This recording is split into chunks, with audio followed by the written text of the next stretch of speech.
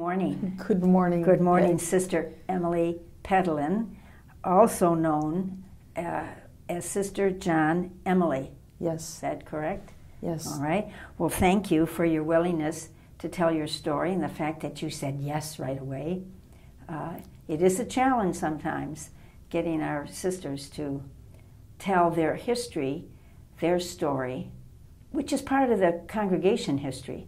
Mm-hmm. So it's all about the congregation, not about you. So we don't have to write the... Yeah. You do have to do your autobiography.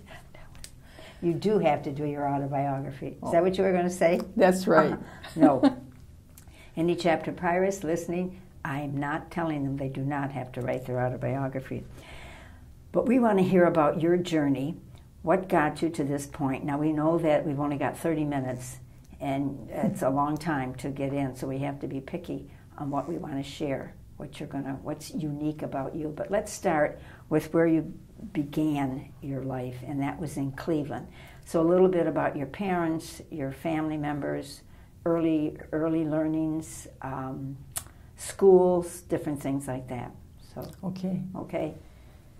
I grew up in Cleveland, Ohio. Okay. My parents were, my father was from Cleveland. My mother was from Leadville, Colorado. And my father was, with his buddy, was on his way to Alaska.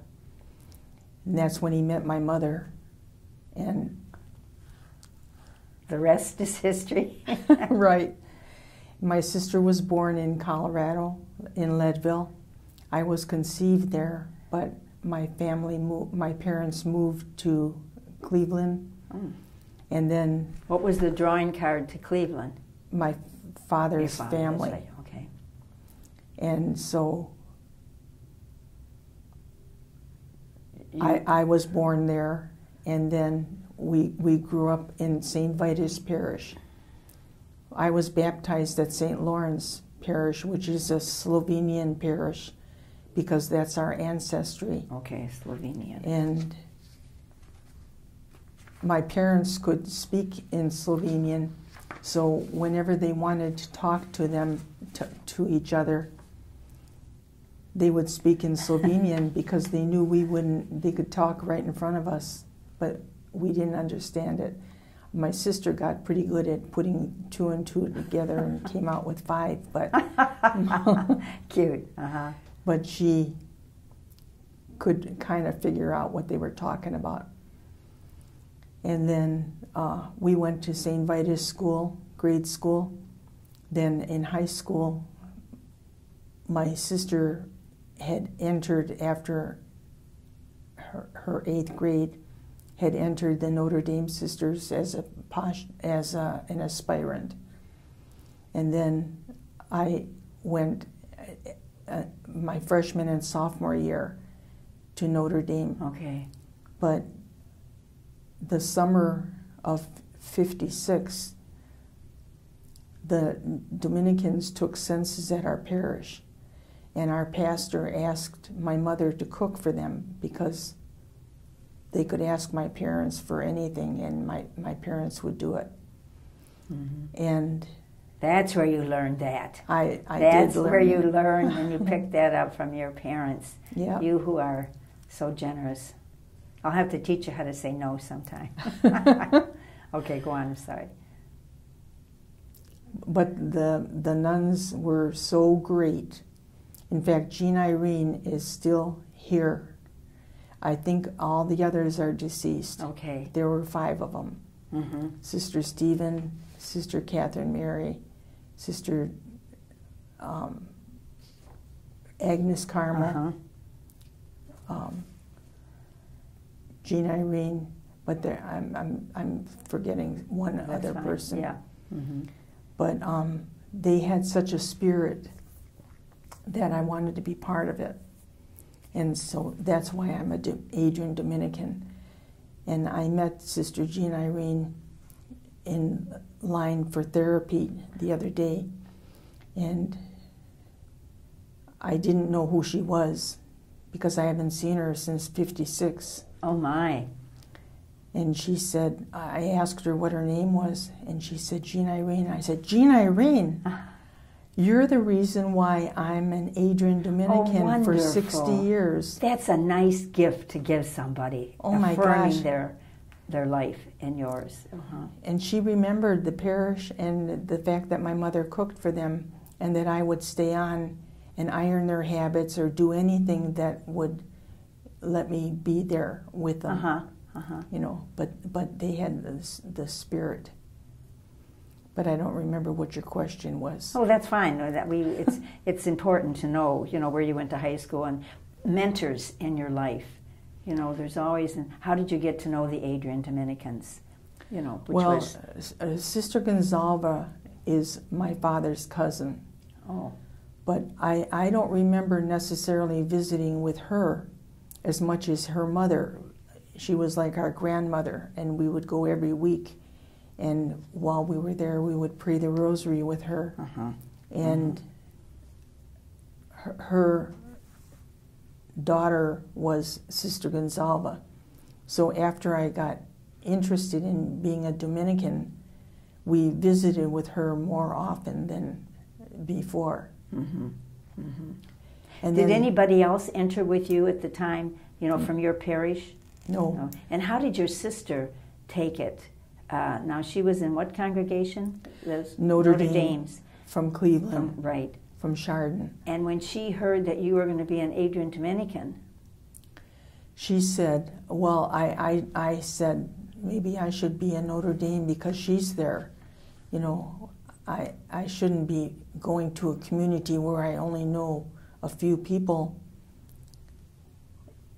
So I told her, I said that I felt I should enter the Notre Dame's, but I really liked the Dominicans. And she said, do what your heart says. That's a very great sister. She is the greatest. Yeah. I am so blessed. I know you've spoken a lot, and most grateful for Lizette. Oh my gosh. So you went off to Adrian. In fact, on our way to Adrian on September 8th, 1958, my father said, oh, there's another Dominican convent. Should we take you there? And I said, no, Adrian. Where was the other one? I don't know. Oh, but he saw it, But in those days, we didn't have freeways. So it was on some side road or some... Anyway, we passed it. And my father was teasing, really, because he knew that all the preparation before we had to enter, you know, the letters and the packing and all that. But when they dropped me off, it was like dying, because I knew no one. We were assigned a guardian angel. Now tell us what, this viewing is going to be on YouTube as well. So some of your students and some of our benefactors, a lot of people watch this, and our women continue preaching to the viewers by your life and by what's important to you, etc. So that's important to keep that in mind, that you're going to be preaching to all those who are watching. Now, I don't want to scare you, but I'm just saying, I think we don't realize the impact. How many people watch? Well, the impact our lives have had on others. And maybe it's a good thing we don't realize that all the time. But your goodness comes through. But I have been so blessed in our community over and over and over again. Things that I never thought I could do have happened, because I try to be open to the Holy Spirit. And in my ministry, most of it was teaching. For 35 years of teaching. I taught in 8 years in the Chicago area, 2 years at Hometown, Illinois, 3 years at St. Rita's in Chicago, 3 years at Elmhurst, Illinois. Then I went to the Upper Peninsula, Most of the grades I taught were primary and pre-primary. Okay, which I realize you're an excellent primary teacher from what I recall. And we can't go through all your different teaching, but did you like teaching? Wasn't the primaries your forte? Teaching. Yeah. I loved teaching, completely loved teaching. I couldn't imagine not teaching. What was it that made that so special for you, Emilie? Those children were like sponges. They just absorbed everything, and they were lovable. Mm-hmm. And in those days, we could hug them, too. Now, and how many in a classroom in those days? Well, my first year was 65 children. Yeah, yeah. It was large. And you mean every single one of those 65 were lovable? Well, come on, you've had some challenges, I hope. I have had some challenges, but not that year. Okay. And not at the beginning. Well, my challenge was discipline, because they said not to smile before Christmas, and I would smile at them. I couldn't help it. Mm-hmm. Therefore, I had no discipline. But so how did you teach with no discipline? Hopefully they learned something. Well, maybe you could say to them, if I was your teacher, I hope you learned how to read. I've prayed for you all these years. Very good. I have prayed for the children that I've taught and their families, mm-hmm. because I just think it was so enriching for me, mm-hmm. that hopefully what needed to be was conveyed to them. Mm-hmm. Go on. Mm-hmm. You know, when we were teachers in the primary grades, the stories the children would come up with, or what they told us. I always used to tell the parents at these parent meetings that we had, if you promise not to believe everything your child says about me, I promise not to believe everything your child tells me about you. And that would kind of put us on the even playing ground. But there were really some funny situations that happened. And we said we were going to write a book and mm-hmm. put all those experiences without using names.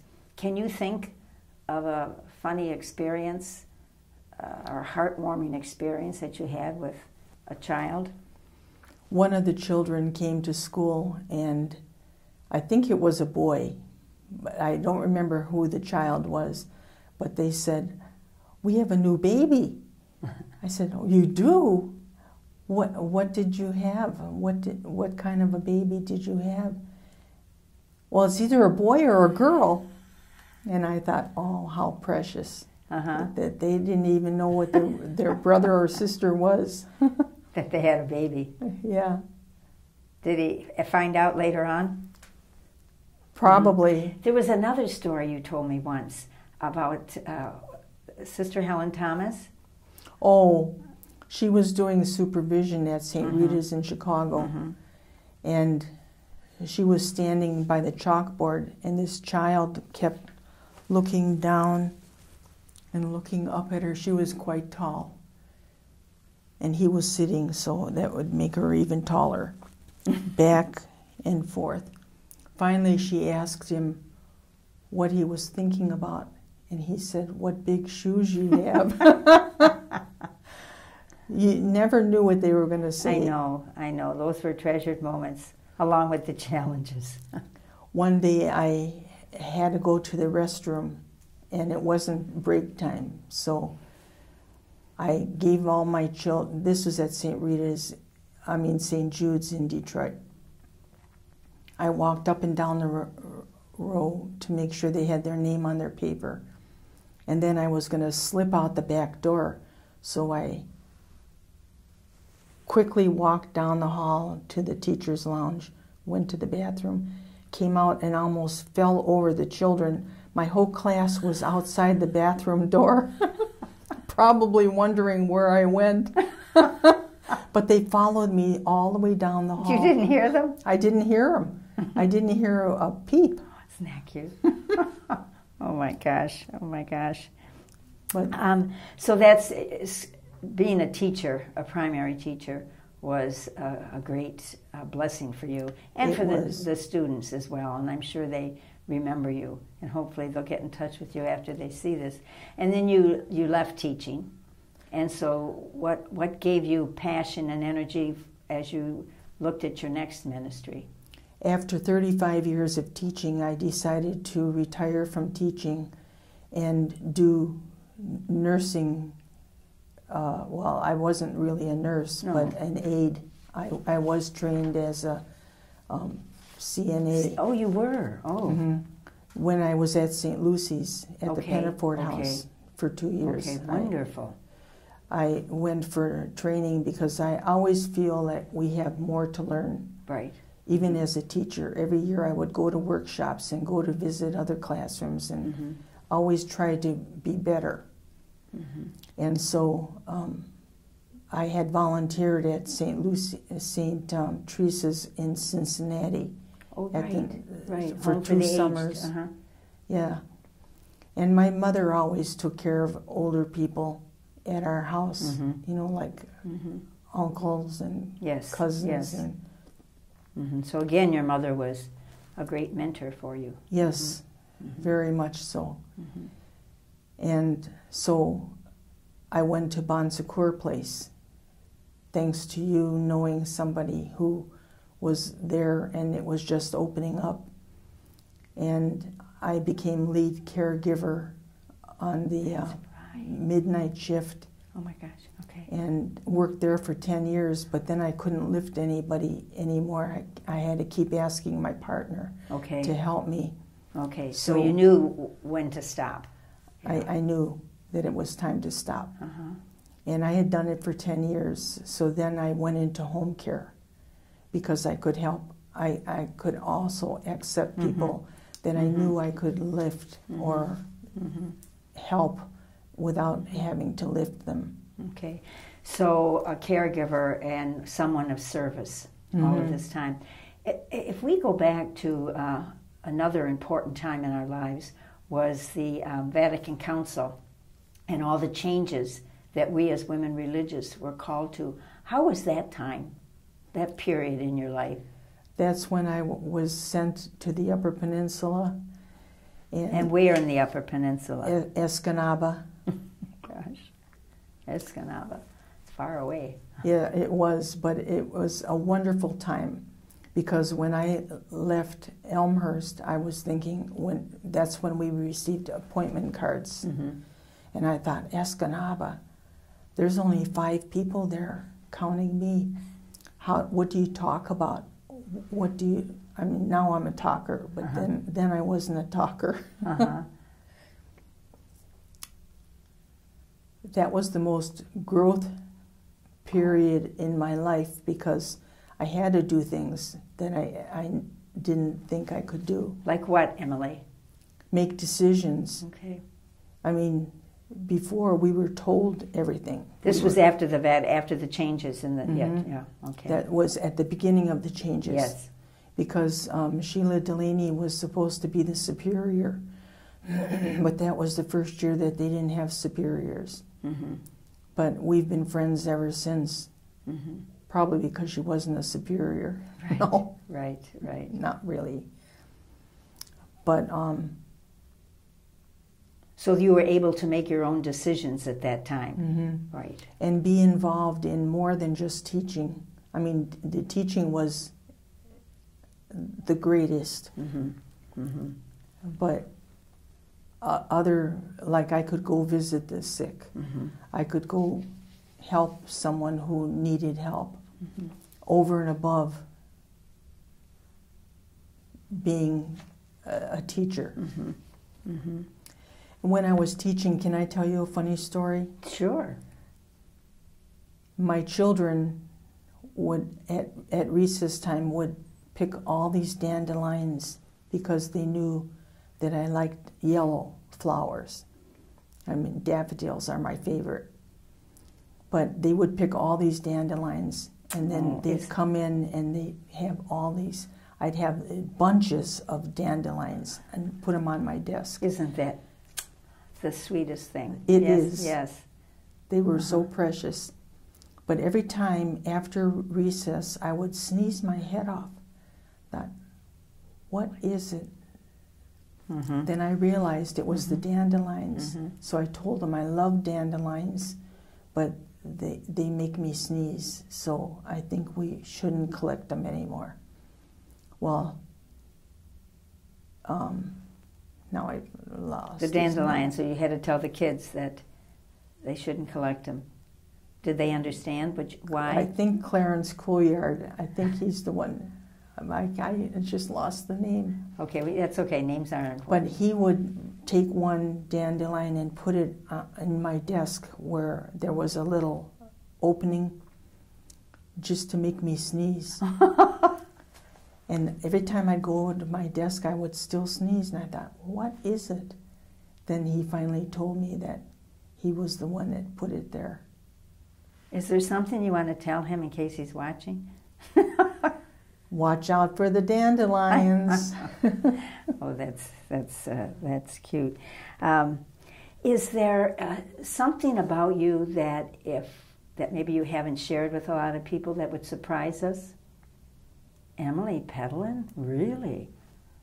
Anything about Well, you? I stole a cookie once. Because you were hungry? Just because I always wanted one of those cookies, and they had the boxes of open cookies, Mm-hmm. and I stole one. I don't think if they were open. It sounds like it would be. Well, it was the old days. Yeah. Oh, we won't get into that. So it sounds as though the changes of Vatican II were not traumatic for you, but were very growth-filled for you. They were very growth-filled. Yeah. I mean, Yeah. a lot of our growing up was very much like the changes in the church. Mm-hmm. My parents were always involved in giving of themselves, Mm-hmm. whether it was driving Mm-hmm. or baking for a parish festival or Good. a school function, helping families that were migrated from Mm-hmm. wherever into our parish area. My mother would cook double our meal Right. and take it over to them. So a lot of the things that we were able to do after Vatican II were similar to my upbringing, so that's why it wasn't that much of a change That's for me. good. How do you want to be remembered, Emilie? I'd like to be remembered as a caring, loving person, Mm-hmm. because that's what I Mm-hmm. try to be. You are. That is your presence among us. Where do you think, now since we just celebrated Pentecost, where do you think the Holy Spirit might be leading you at this time? That's a good question. And sometimes a place we may not want. Yeah, that's true. I'm not really sure where the Holy Spirit is leading me. I just hope to be open to it. Good. I mean, I didn't expect to be in Adrian for this time period. So you're in here at this time for, not permanently, but for some healing. Right. And rehab. Right. Okay. So, You seem to like to care, and you're in an environment that's filled with caring. oh my, yes, We can always use more help. that's true. Mm-hmm. Mm-hmm. And who knows? Exactly. I mean, so it's nice to hear you say you are open to whatever. I am open. Mm-hmm. It might take a little thought. Well, I and mean, what's the best? I think we all get faced with what's the best thing at this time for me and for the common good of the congregation. I think those are questions that, and where can I best be of service at this time? Is there anything else that you'd like to share with us that perhaps I didn't ask as we draw to a close? I am just so grateful for my vocation, for my Dominican vocation. And the spirit of the sisters have always impressed me and helped me through good times and through difficult times. Mm-hmm. And I'm most grateful for the 5 that took census at our parish that influenced me and really gave me the spirit of the community. Mm-hmm. Mm-hmm. Because when we talk about vocations, I truly and wholeheartedly believe that it's the spirit of the sisters, mm-hmm. the caring and mm-hmm. their whole spirit. One more just fun thing here at the end. If you were told you could go on a vacation in 1 week, at all expenses paid, just for the fun of it, where is it that you would like to go? I would tell my sister to pack her bag, and we would go on a cruise. Oh, good. First, Good. Okay. first we would go on a train ride. Oh, you've never been on a train? Yeah, I Oh, you have have, been, okay. and I love trains. I would go. We would go to Colorado on a train ride that has a diner. Okay, okay. And then once you get to where you're going, you find a cruise. Then we would take a cruise. Have you been on a cruise? For our 50th anniversary. Oh, okay. Mm-hmm. Then I would take a cruise to Alaska. Mm-hmm. Okay. Well, you might just have to keep dreaming now. Those two That's things. That's a pretty expensive trip. Yeah, but anyway, someone's paying for all this. We don't know who. I'm just teasing. This is just teasing. So as we draw to a close, Sister Emilie, Sister John Emilie, I want to say, because I neglected to say this at the beginning, is Happy Jubilee. Yes, You are it is. celebrating 60 years as an Adrian Dominican sister, and how blessed we are that the Spirit led you to us. Lizette, we bless you too, but we got Emilie. So just know that you have been and you are a treasure as a member of this congregation. You Thank have you, been Pat. faith-filled. You have been preaching the best way your mom and dad taught you, by modeling, which is exactly what happened. And so thank you again for your honesty this morning and for all that you have shared. Just know, in the name of the congregation, we are most grateful for you.